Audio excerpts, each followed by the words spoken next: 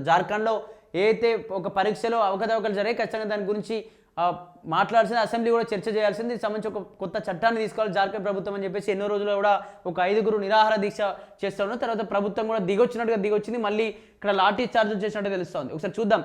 రాంచీలో రణరంగం. జార్ఖండ్ విద్యార్థులపై లాఠీ చార్జ్ జరిగింది. సంసద్ ఘెరావ్ మార్చ్లో వేల సంఖ్యలో విద్యార్థులు పాల్గొనగా అసెంబ్లీకి సమీపంలో చివరి బారికేడ్ వరకు కూడా నేరుగానే పోలీసులు వాటర్ కెనాన్ కూడా ప్రయోగించారట. జార్ఖండ్ విద్యార్థులపై lathi charge, tear gas, water cannons ప్రయోగం.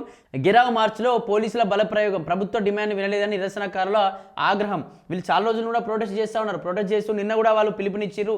చెలో అసెంబ్లీ పిలుపునిస్తాం, జార్ఖండ్ అసెంబ్లీలో డైరెక్ట్గా అక్కడే మాట్లాడుకుందాం అని చెప్పేసి పిలుపునిచ్చారు. ఎందుకంటే మీరు మా డిమాండ్లను మీరు నెరవేర్చట్లేదు, ఎందుకు ఈ విధంగా మీరు వెనక వెళ్ళిపోతా ఉన్నారు, ఎందుకు భయపడుతుంది ప్రభుత్వం అని చెప్పేసి కూడా వీళ్ళందరూ చెలో అసెంబ్లీ పిలుపునిచ్చారట. ఒకసారి అక్కడ ఏం జరిగిందో చూద్దాం. జార్ఖండ్లో విద్యార్థులపై లాఠీ చార్జ్ జరిగింది. టియర్ గ్యాస్, వాటర్ కెనాన్లు పోలీసులు ప్రయోగించారు. పోటీ పరీక్షల నిర్వహణలో అవకతవకలు జరగాయని ఆందోళన చేస్తున్న విద్యార్థులు, ఉద్యోగ అభ్యర్థులు నిన్న రాంచీలోని సంసద్ ఘెరావ్ మార్చ్ చేపట్టారు. పాత అసెంబ్లీ భవనం నుంచి 4 కిలోమీటర్ల దూరంలో ప్రస్తుత అసెంబ్లీకి ఉదయం 10:30 మార్చ్ ప్రారంభించారు. రాష్ట్ర నలుమూల నుంచి విద్యార్థులు పెద్ద ఎత్తున ఈ ఆందోళనలో పాల్గొనడానికి తరలివచ్చారట. ప్రతి జిల్లా సరిహద్దు రాజధాని రాంచీలో పలు చోట్ల పోలీసులు ముందస్తుగానే వారిని అడ్డుకునే ప్రయత్నం చేశారు. బారికేడ్లు పెట్టారు. ట్రైన్లు, బస్సులు, ప్రైవేట్ వాహనాలను వచ్చే ఆందోళనకారులను అడ్డుకోవడానికి ప్రయత్నించారు.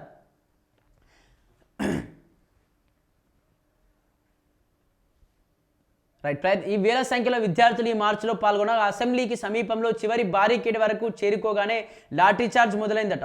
అసెంబ్లీ దారిలోని జగన్నాథుడి ఆలయం వద్ద పోలీసులు వాటర్ కెనాన్ ప్రయోగించారు. కాగా బీహార్ ఆందోళనకారులను నీట్ లీకేజ్ ఆందోళనలో పాల్గొన్నప్పుడు వాటర్ కెనాన్లు ప్రయోగిస్తే ఆ నీటి కింద డ్యాన్సులు చేసిన సంగతి తెలిసిందే.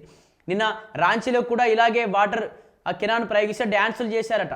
ఈ మార్చ్లో విద్యార్థి నేత దేవేంద్ర పహత్తో కూడా అంబులెన్స్లో వచ్చి పాల్గొన్నారు. లాఠీ చార్జ్తో మహతో కూడా గాయపడ్డారని, ప్రస్తుతం హాస్పిటల్లో చికిత్స పొందుతున్నారని ఆయన సహాయకుడు పంకజ్ కుమార్ వెల్లడించారట. కాగా lathi charge, tear gas, water కెనాన్లు ప్రయోగించినప్పటికీ కొందరు విద్యార్థులు అసెంబ్లీకి చేరుకోగలిగారు. కానీ అప్పటికే అసెంబ్లీ సమావేశాల నుంచి సభ్యులు వెళ్ళిపోయారు. అప్పటికే సభలు వాయిదా పడ్డాయి అధికారులు తెలిపారు. వెంటనే అక్కడి నుంచి వెళ్ళిపోవాలని మరోమారు పోలీసులు లాఠీచార్జ్ చేసినట్టు తెలిసింది. అయినా కొందరు అక్కడే కూర్చుని తమ డిమాండ్లు ప్రభుత్వం వినే వరకు తాము కదిలేదు లేదని భీష్మించి కూర్చుకోవడంతో ఆ ప్రాంతంలో పోలీసులు పెద్ద ఎత్తున మోహరించారట. మా ఆలోచనలు గాయపరచలేరు విద్యార్థులు, శాంతియుతంగా నిరసన చేస్తున్న తమపై లాఠీచార్జ్ చేయడం అనాగరికమని నిరసనకారులు మండిపడ్డారు. తాము శాంతియుతంగా ముందుకు సాగుతుంటే పోలీసులే అకారణంగా తమపై విరుచుకుపడ్డారని ఆరోపించారు. వాళ్ళు కేవలం తమపై భౌతిక గాయాలే చేయగలరేమో కానీ తమ ఆలోచనలు ఏమాత్రం గాయపరచలేని నిరసనకారులు పీయూష్ కుమార్ సోని చెప్పారట. విద్యార్థులపైన పోలీసులు లాఠీ జులిపించారన్నారు. తలలు, ముంజేతులు, ముఖం పైన ఎక్కడ పడితే అక్కడ విచక్షణారహితంగా దాడి చేశారని వాపోయారు. కాగా 10% మంది సుమారు 700 నుంచి 1000 మంది విద్యార్థులను రెచ్చగొట్టేలా వ్యవహరించారని, బారికేడ్లు ధ్వంసం చేశారని, పోలీసులపై రాళ్లు విసిరారని రాంచీ ఎస్పీ పరాస్ రాణా తెలిపారట. స్వల్ప స్థాయిలో లాఠీచార్జ్ చేసినట్టు రాంచీ రూరల్ ఎస్పీ గౌరవ్ గోస్వామి చెప్పారు. 13 పరీక్షల రద్దు, సిబిఐ దర్యాప్తు డిమాండ్లు. జేబీఎస్సీ, జేఎస్ఎస్సీ నిర్వహించిన పోటీ పరీక్షల్లో అవకతవకలు జరిగాయని, వాటిని రద్దు చేయాలని విద్యార్థులు రాంచీలో ఆందోళనకు దిగారు. ఈ నిరసనలు నిన్న 17వ రోజుకు చేరాయి. కాగా ప్రభుత్వం ఇదివరకే 6 సార్లు విద్యార్థి నేతలతో చర్చలు జరిపింది. సిఐడితో చర్చలు, దర్యాప్తు మొదలుపెట్టిన హేమంత్ ప్రభుత్వం ఇప్పుడు పరీక్షలను కూడా ఇదివరకే రద్దు చేసింది. జేపీఎస్సీ చైర్మన్ సహా మరో 2 సభ్యులు రాజీనామా కూడా చేశారు. 98% డిమాండ్లను తాము అంగీకరించామని, కాబట్టి విద్యార్థులు నిరసన ఆపేయాలని హేమంత్ ప్రభుత్వం చెబుతుండగా మొత్తం 13 పరీక్షల్లో కేవలం 3 మాత్రమే ప్రభుత్వం రద్దు చేశారని చెప్పేసి మిగిలినవి కూడా రద్దు చేయాలని డిమాండ్ చేస్తున్నారట. అలాగే ఈ అవకతవకలపై సిబిఐతో లేదా రిటైర్డ్ హైకోర్టు నేతృత్వంలో కమిటీతో దర్యాప్తు జరిపించాలంటున్నట్టుగా విద్యార్థి నాయకులు చెప్తున్నారట. మార్చ్కు చిబు సోరెన్ ఫోటో 9 రోజులుగా నిరాహార దీక్షలో కూర్చున్న విద్యార్థి నేత దేవేంద్రనాథ్ మహాతో సుమారు 10.5 కిలోమీటర్ల బరువు తగ్గినప్పటికీ ఈ మార్చ్లో పాల్గొన్నారు. అంబులెన్స్లో నేరుగా మార్చుకు వచ్చారు. ఆయన వెంట సీఎం హేమంత్ సోరెన్ తండ్రి షిబు సోరెన్ ఫోటోను తెచ్చారట. హేమంత్ సోరెన్ 41వ పుట్టినరోజునే చేపట్టిన ఈ మార్చ్లో పాల్గొన్న కొంతమంది ఆ స్ట్రెచ్చర్ పైనే వచ్చారట. లాఠీచార్జ్తో ఆయన కూడా గాయాలు పడగా తర్వాత ఓ హాస్పిటల్లో చేరినట్లు ఆయన సహాయకుడు తెలిపారు. ఆయన బ్లడ్లో షుగర్ లెవెల్స్ దారుణంగా పడిపోయాయని, ఆయన ఆరోగ్యం ప్రస్తుతం క్రిటికల్గా ఉన్నదని వైద్యులు చెప్పారట.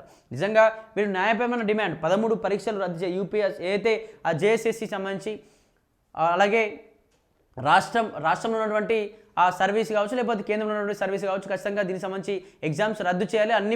అన్ని పరీక్షల్లో కూడా అవకతవకలు జరిగే ఖచ్చితంగా రద్దు చేయాలి. మా డిమాండ్లు ఇవే అని చెప్పేసి పెద్ద ఎత్తున 5 రోజులుగా నిరాహార దీక్ష చేసిరు.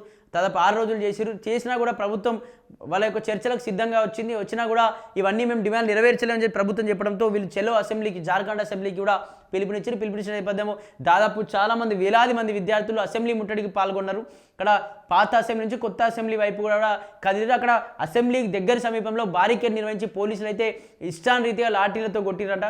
వీళ్ళు వెళ్ళట్లేదని చెప్పేసి వాళ్ళకు ఆ వాటర్ కెనాల్లతో కూడా, వాటర్ పైపులతో కూడా వాళ్ళకు ఇబ్బంది పెట్టే ప్రయత్నం చేశారు. అయినా కూడా వాళ్ళు అక్కడ నుంచి కదలకుండా వాటర్ కొడుతుంటే ఆ వాటర్లో ఏదైతే జంతర్ మంతర్ వేదికగా వాటర్లో ఈ విధంగా అయితే డ్యాన్సులు చేసారో దాన్ని స్వీకరించారు. ఇక్కడే కూడా అదే విధంగా డ్యాన్సులు చేస్తూ ఆ ప్రభుత్వానికి బుద్ధి చెప్పే విధంగా ఉన్నారు. ఇక్కడ విద్యార్థి నాయకులు నిజంగా ఇది ఈ ప్రజాస్వామ్యానికి వ్యతిరేకంగా, రాజ్యాంగ వ్యతిరేక విధంగా విద్యార్థులను కొట్టడం, మేము శాంతియుతంగా నిరాయుధంగా పెద్ద ఎత్తున ఇక్కడ మేము న్యాయపరమైన డిమాండ్ కోసం పోరాటం చేస్తూ ఉన్నాం.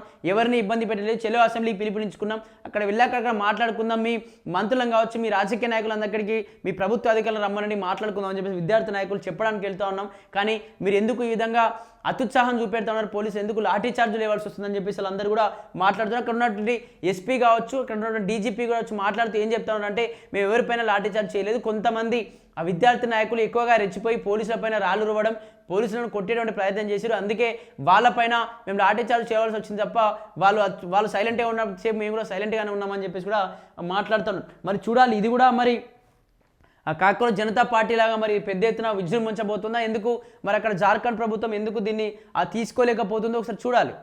జార్ఖండ్ లాఠీచార్జ్ తప్పు, శాంతియుతంగా నిరసన తెలపడం విద్యార్థుల హక్కు అని లోక్సభ ప్రతిపక్ష నేత రాహుల్ గాంధీ పునరుద్ఘాటించారు.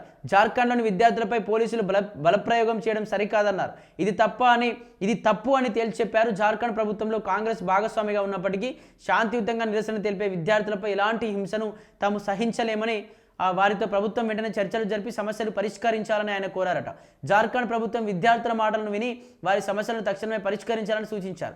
ఈ మేరకు సామాజిక మాధ్యమం ఎక్స్లో ఆయన పోస్ట్ చేశారట. ఖచ్చితంగా దీనికి సంబంధించి అంటే ఆ ప్రభుత్వంలో మా పార్టీ కూడా భాగస్వామ్యంగా ఉన్నా ఖచ్చితంగా నేను కూడా ఒప్పుకుంటున్నా, నిజంగా తప్పు జరిగే ఉంటే ఖచ్చితంగా న్యాయం చేయాలి, వాళ్ళ డిమాండ్ కూడా నెరవేర్చాలి. కానీ ఈ విధంగా విద్యార్థులను లాఠీ చార్జ్ చేయడం కరెక్ట్ కాదని చెప్పేసి ఎక్స్ వేదికగా కూడా ఇక్కడ రాహుల్ గాంధీ మాట్లాడిందట.